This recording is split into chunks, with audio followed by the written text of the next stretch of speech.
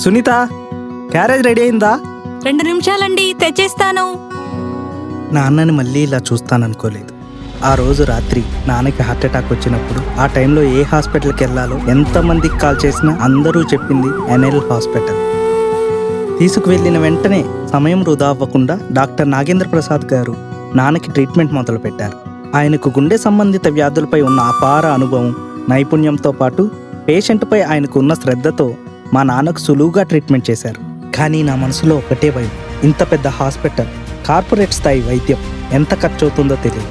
కానీ నాన్న సంతోషంగా ఇంటికి తిరిగి వచ్చేటప్పుడు ఆ బిల్లు చూసి ఓ సాధారణ ఉద్యోగినైన నాకు ఒక ధైర్యం వచ్చింది. బయట అన్ని హాస్పిటల్స్తో పోలిస్తే 40% వరకు తక్కువ బిల్లే అయ్యింది. నాకు ఏ సమయంలో అయినా అన్ని రకాలుగా తోడుంది ఎన్ఎల్ హాస్పిటల్. ఇది ప్రతి సామాన్యుడి హాస్పిటల్. ఎనలేని అనుబంధం.